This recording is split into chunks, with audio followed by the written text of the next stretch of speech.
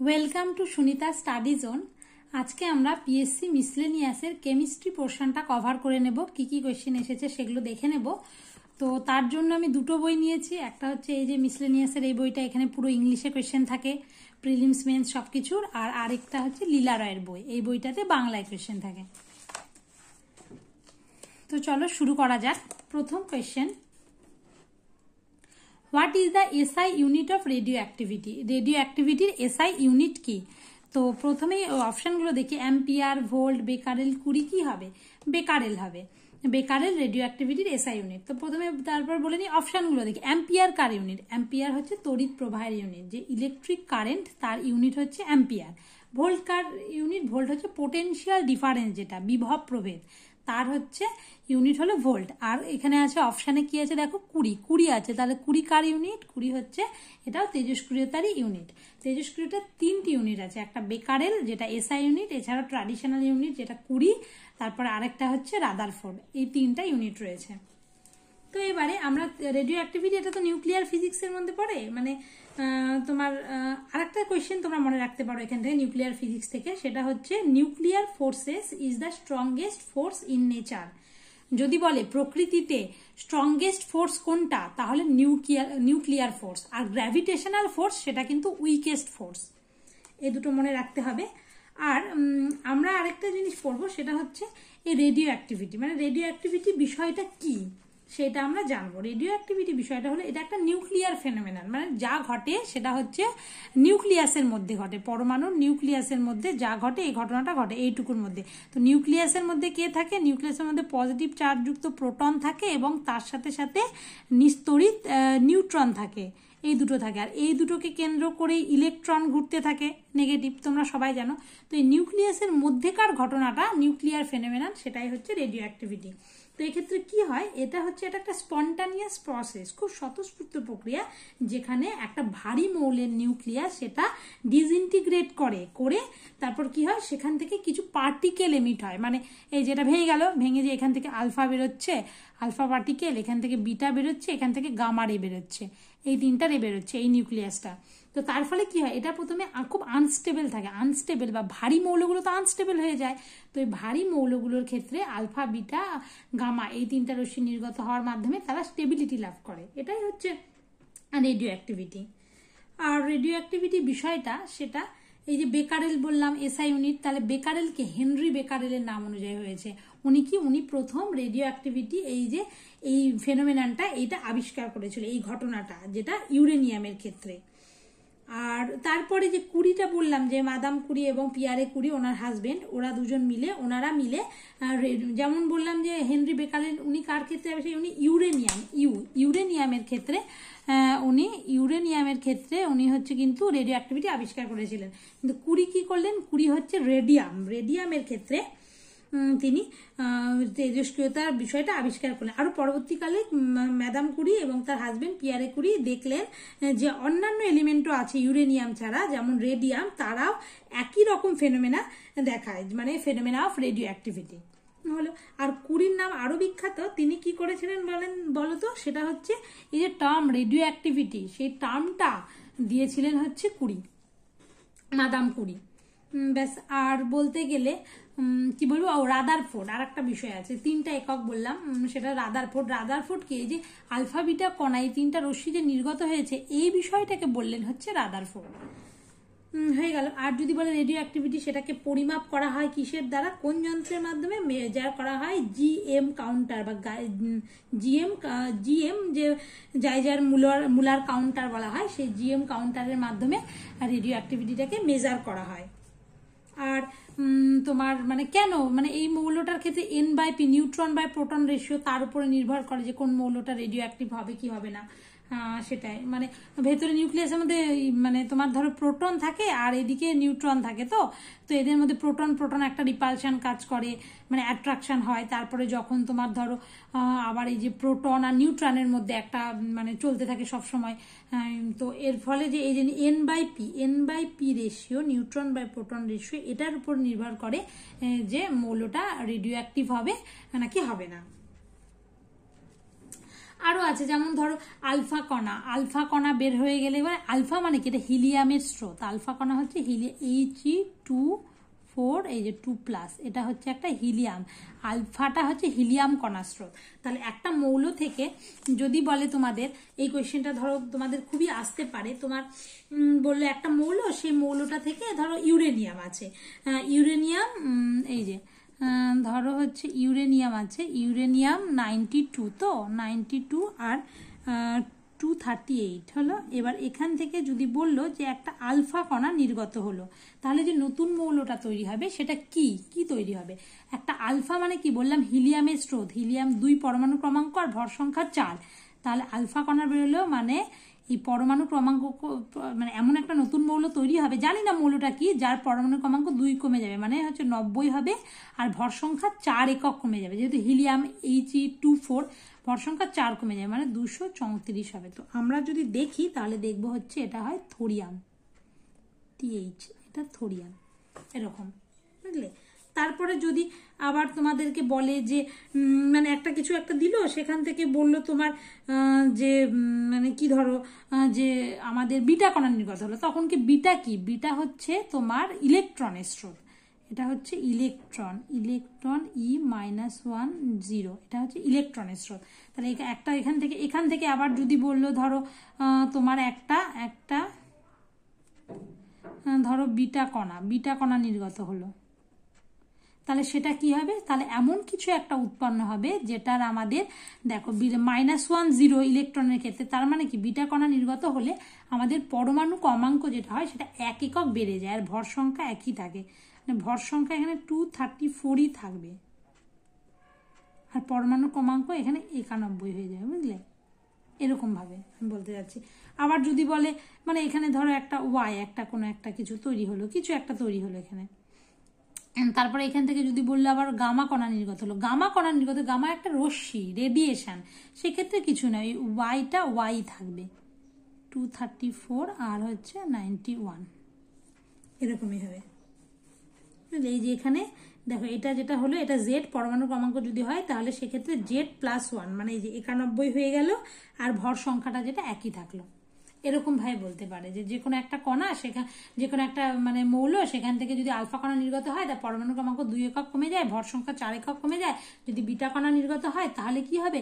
Beta মানে ইলেকট্রনের স্রোত, ইলেকট্রন -10, তার মানে পরমাণু ক্রমাঙ্ক 1 একক বৃদ্ধি পাবে, এবং ভর সংখ্যা একই থাকবে। যদি গামা নির্গত হয় তার পরমাণু ক্রমাঙ্ক, ভর সংখ্যা কোনোটাই চেঞ্জ হবে না। এই জিনিসগুলো কিন্তু আসতে পারে। এরকম প্রচুর কোয়েশ্চেন আছে, মানে যেটা আমরা এখান থেকে কভার করতে পারি, মানে আপাতত আমি এটুকুই বললাম। তারপর নিউক্লিয়ার ফিশন আছে, এই চ্যাপ্টারে নিউক্লিয়ার ফিউশন আছে, এগুলো পরে কোয়েশ্চেন আসলে আমরা আবার আলোচনা করব। এবার নেক্সট কোয়েশ্চেনে যাওয়া যাক। এই যে if the vapour density of gas, একটা গ্যাসের ভেপার ডেন্সিটি যদি 32 হয়, what is its molecular weight, তাহলে এর মলিকিউলার ওয়েটটা কি হবে? তাহলে মলিকিউলার ওয়েটের সাথে ভেপার ডেন্সিটির একটা মানে সম্পর্ক। ভেপার ডেন্সিটি মানে কি? বাষ্প ঘনত্ব, তার সাথে গ্যাসের আণবিক ওজনের সম্পর্ক আছে। মলিকিউলার ওয়েট মানে কি ওটা বেশি, মানে equals to 2 into vapour density.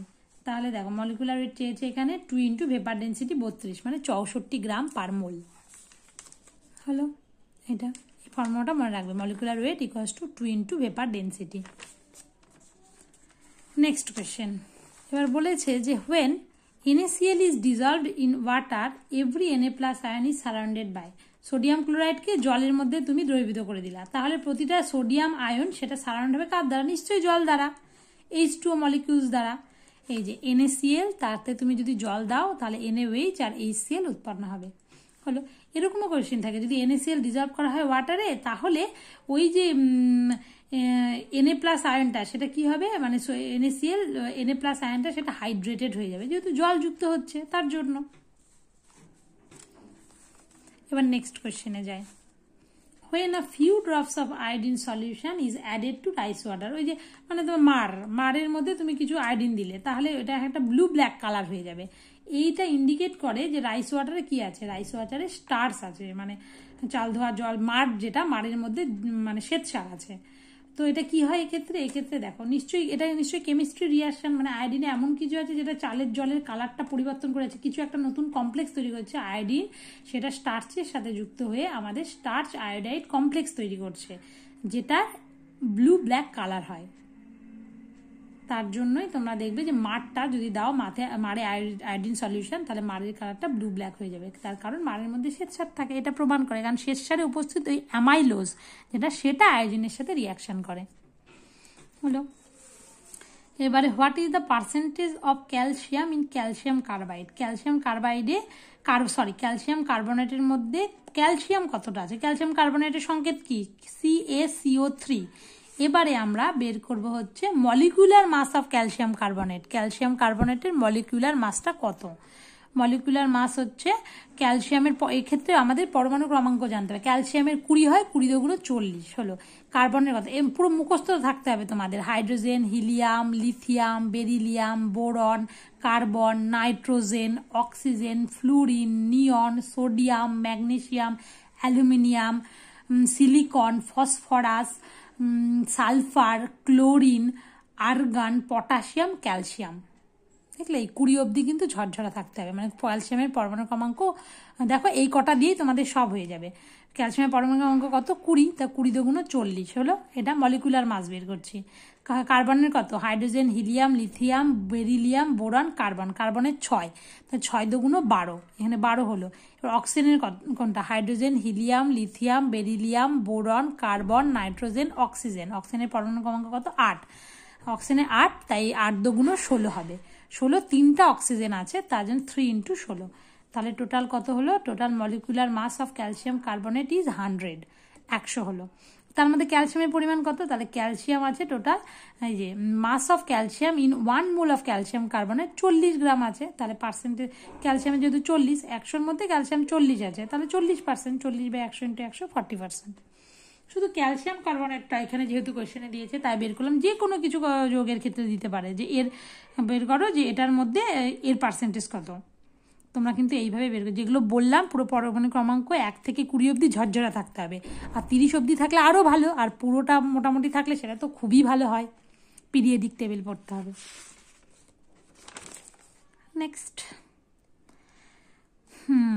Next আছে আমাদের এই যে সোডিয়াম প্লাস Fe2+, মানে আয়রন 2+, অক্সিডেশন স্টেটে আছে cobalt CO3+, zinc Zn2+, are not transition metal আয়ন্স। এর মধ্যে বলছে যে আমাদের এমন কোনগুলো আছে যেগুলো হচ্ছে তোমার ট্রানজিশন মেটাল আয়ন নয়।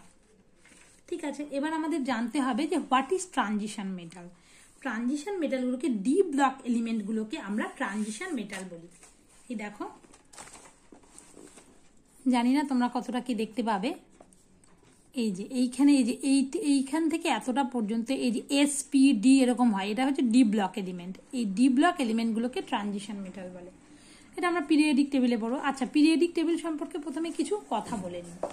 মেন্ডেলিফের পিরিয়ডিক টেবিল জানো তোমরা, ফাদার অফ, যাকে মানে আমাদের যে মেন্ডেলিফ তিনি প্রথম হচ্ছে পিরিয়ডিক টেবিল এই ধারণাটা দিয়েছিলেন, মানে এই বিষয়টা সম্পর্কে বলেছিলেন। ওনার অনুযায়ী উনি বলেছিলেন যে অ্যাটমিক ওয়েট অনুযায়ী সাজাতে, এই মানে সমস্ত রকম যে ইয়েগুলো থাকে তাদেরকে অ্যাটমিক ওয়েট অনুযায়ী সাজাতে বলেছিলেন, যে কার্বন, নাইট্রোজেন যত এলিমেন্ট আছে সবগুলোকে অ্যাটমিক ওয়েট অনুযায়ী তো সাজাতে বললেন। কিন্তু তারপরে আরেকজন আসলেন মোসলে, তিনি কি বললেন মডার্ন পিরিয়ডিক টেবিল বললেন না, অ্যাটমিক ওয়েট অনুযায়ী সাজালে কিছুটা ভুলভাল হতে পারে, আমরা মডার্ন পিরিয়ডিক টেবিলে অ্যাটমিক নাম্বার অনুযায়ী, পরমাণু ক্রমাঙ্ক অনুযায়ী সাজাবো। তো এই অনুযায়ী মডার্ন পিরিয়ডিক টেবিল আছে মোসলের। হলো, এবার পিরিয়ডিক টেবিলে যে মেন্ডেলিফের পিরিয়ডিক টেবিলে কটা পিরিয়ড ছিল? পিরিয়ড মানে কি? পর্যায় মানে কি বলতো? এই দেখো, এই যে এটা একটা পিরিয়ড মানে কি এইভাবে চলে, যে হাইড্রোজেন, হিলিয়াম, এটা একটা পিরিয়ড গেল, lithium, beryllium, boron, carbon, nitrogen, oxygen, fluorine, এটা একটা সেকেন্ড পিরিয়ড গেল। এইভাবে যেগুলো হচ্ছে দেখতে পাচ্ছ সেগুলো হচ্ছে এই যে পর্যায় বরাবর যাচ্ছে রো ওয়াইজ, এগুলো পিরিয়ড। টোটাল কতগুলো পিরিয়ড আছে? 7টা পর্যায় লাস্ট, এইটাই মেন্ডেলিফের।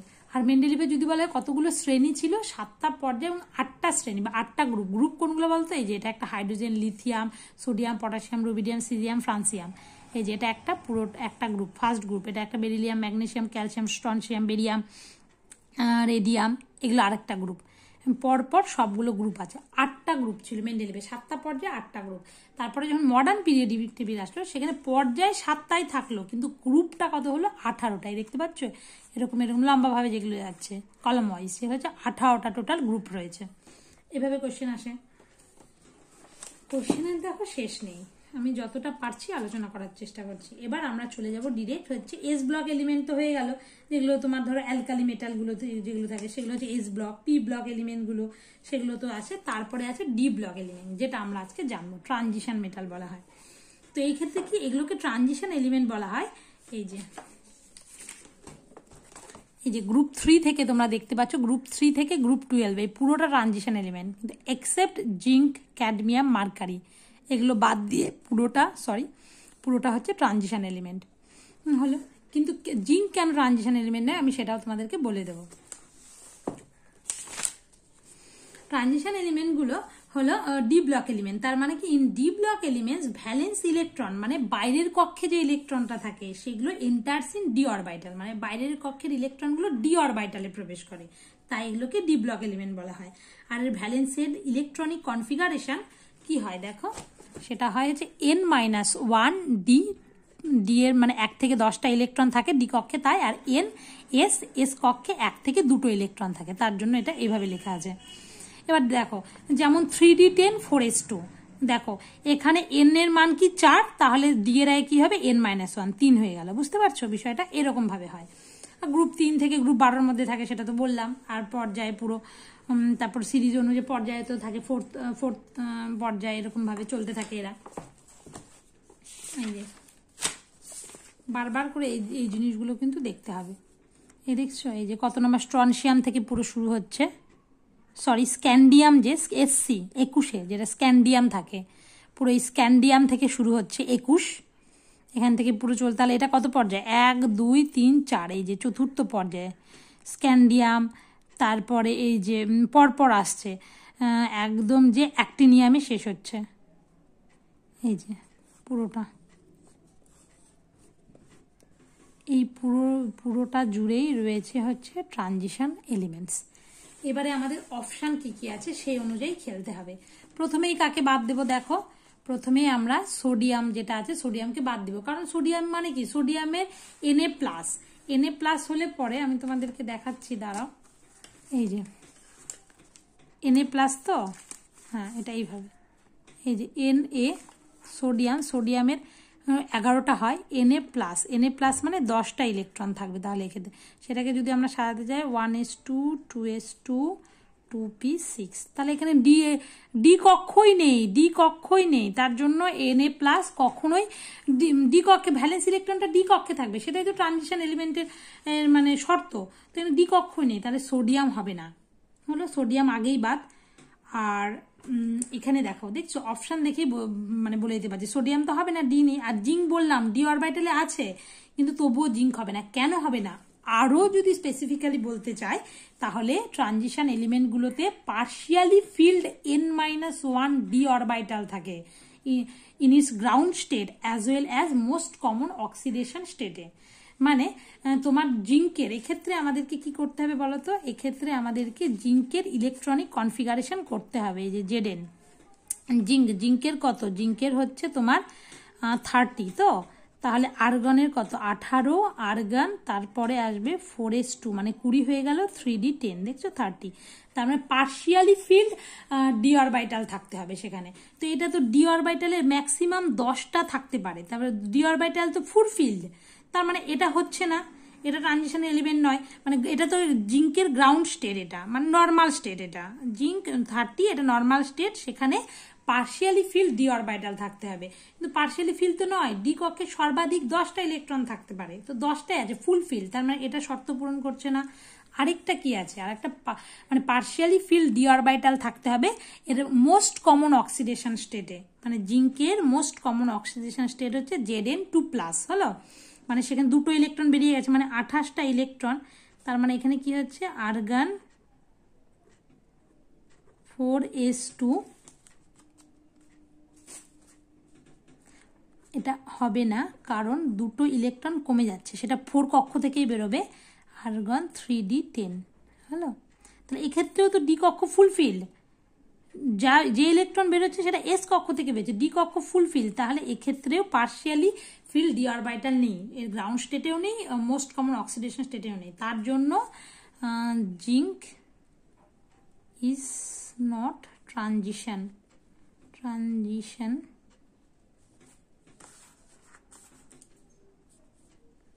মেটাল আয়নস, তার জন্য Zn2+ ট্রানজিশন মেটাল আয়ন নয়। কেন নয় বুঝতে পারলে বিষয়টা হলো, তাহলে জিঙ্কও নয় আর সোডিয়ামও নয়, হয়ে গেল অপশান তো আমার ফুলফিল হয়ে গেল, এই দুটোই হবে না। এবার দেখো এখানে কিন্তু একটা হবে একটা হবে না, মানে এখানে সিওতে আছে, সিওতে মানে কি, সিও মানে কোবাল্ট, কোবাল্ট কিন্তু একটা transition element, iron transition element, cobalt এখানে ট্রানজিশন এলিমেন্ট, এই যে এখানের মধ্যে কোবাল্টটা ট্রানজিশন এলিমেন্ট হচ্ছে, আয়রনটা ট্রানজিশন এলিমেন্ট হচ্ছে, কোবাল্টটা ট্রানজিশন এলিমেন্ট হচ্ছে, আবার এখানে আয়রনটা ট্রানজিশন এলিমেন্ট, মানে এখানে এমন একটা অপশন যেখানে দুটোই ট্রানজিশন এলিমেন্ট নয়, তাই আনসারটা হলো এটা। এবার আয়রন কি করে ট্রানজিশন এলিমেন্ট হয় সেটা আমি তোমাদেরকে দেখাচ্ছি।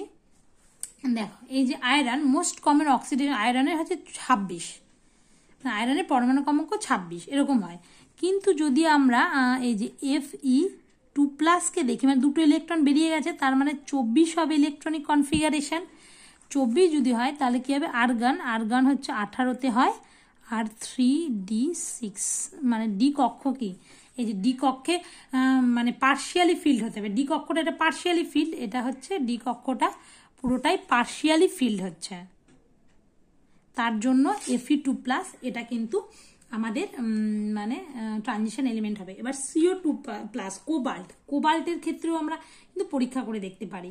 কোবাল্টের ক্ষেত্রে কি দেখব, ধরো হচ্ছে এই যে কোবাল্টের আমাদের এর জন্য কি বলতো পরমাণু ক্রমাঙ্কগুলো জানতে হবে। কোবাল্টের 27 হয় তো, এবার কোবাল্টের 27, এবার যখন কোবাল্ট আমাদের CO, যখন এখানে কোন অক্সিডেন্ট স্টেজে আছে 3+, মানে 3টা চলে গেল, মানে 24টা হবে, 24টা যদি হয় তাহলে সেক্ষেত্রে আর্গন তো থাকলোই, তার ক্ষেত্রে কি হবে আরো 6টা হয়ে যাবে, 3d6, তাহলে এটাও ডি কক্ষটা পার্শিয়ালি ফিল্ড হচ্ছে, তার মানে এটাও একটা ট্রানজিশন এলিমেন্ট হচ্ছে, এটা হচ্ছে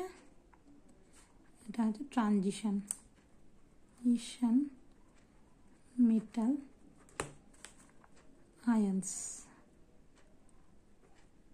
হয়ে যাচ্ছে কোবাল্টটা, হ্যাঁ। এবার একইভাবে আয়রনটাও হচ্ছে। আশা করি কনসেপ্টগুলো ক্লিয়ার করতে পারছি অল্প অল্প, ডিটেলসে বললে আরও ক্লিয়ার হয়, কিন্তু এখন তো সম্ভব নয়। In stainless steel iron is mixed with, stainless স্টিলে আয়রনটাকে মিক্স, স্টেনলেস স্টিল কাকে বলে আমরা সবাই ভেবেছি না যে কুকিং ইউটেন্সিলগুলোকে যেগুলোতে রান্না করি সেই স্টেনলেস স্টিল ব্যবহার, কেন মূর্ছা পড়বে না, জং ধরবে না, মানে কোরোড হবে না জিনিসটা।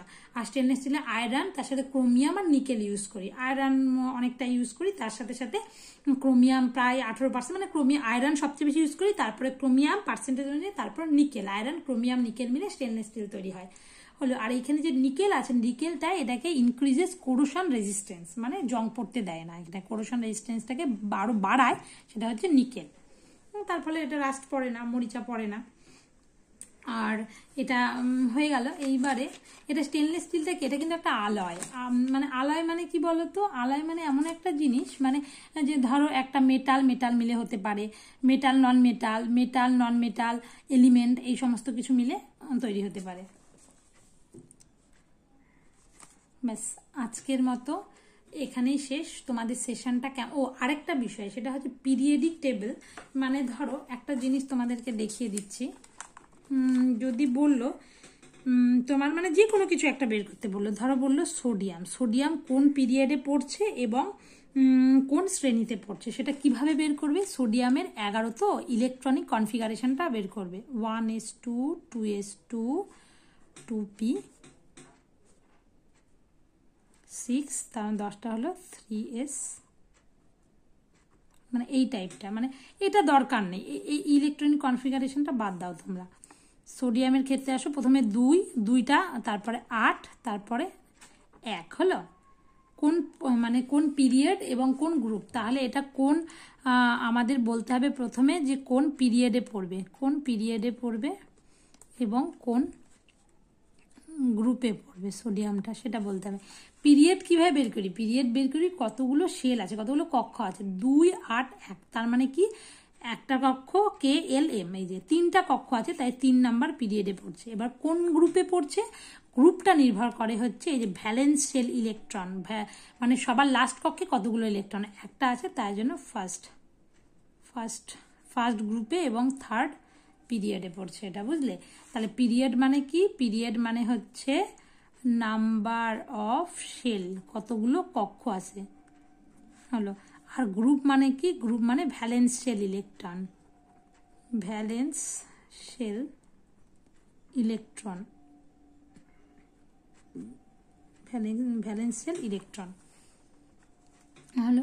এইবারে দেখো সোডিয়ামটা দেখি তো আমরা কোন গ্রুপ। এই দেখো কত পর্যায়, এবং এই দেখো ফার্স্ট, সেকেন্ড, থার্ড, মানে এটা থার্ড পর্যায়ে আছে, দেখতে পাচ্ছ? তৃতীয় পর্যায়ে আছে, এবং গ্রুপ ওয়াইজ করলে কি ফার্স্ট গ্রুপে পড়ছে।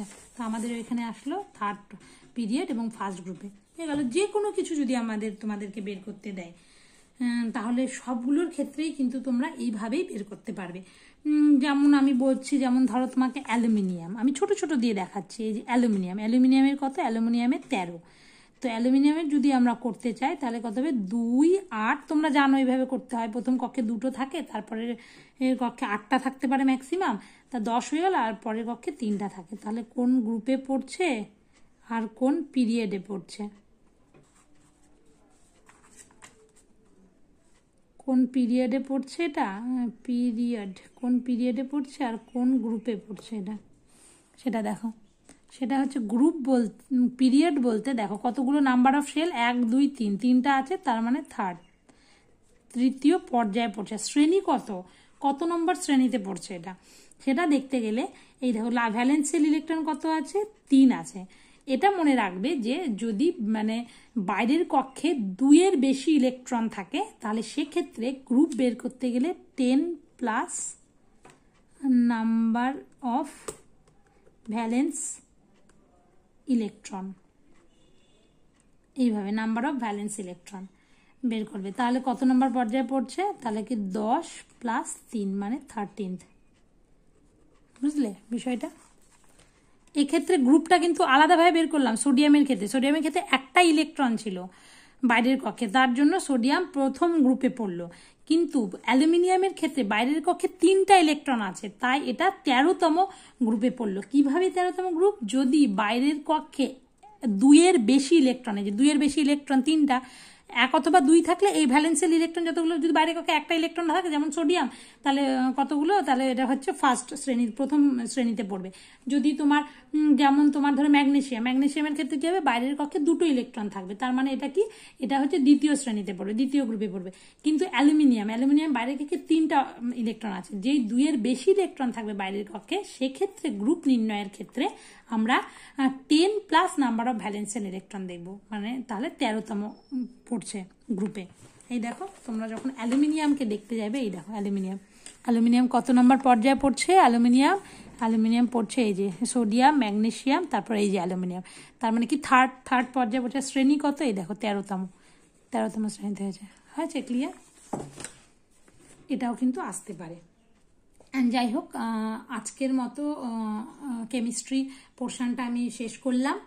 যতটা পারি ডিটেলসে তোমাদের সাথে কভার করার চেষ্টা করলাম। এরপরে নেক্সট ভিডিও নিয়ে খুব তাড়াতাড়ি আসবো। আর যদি ভালো লাগে তাহলে অবশ্যই চ্যানেলটা সাবস্ক্রাইব করবে, ভিডিওটা লাইক করবে, কমেন্ট করবে, আর বন্ধুদের মধ্যে শেয়ার করবে। ধন্যবাদ। আজকে যদিও ভিডিওটা একটু বড় হয়ে গেল, কিন্তু মনে হয় তোমাদের দেখলে উপকারী হবে।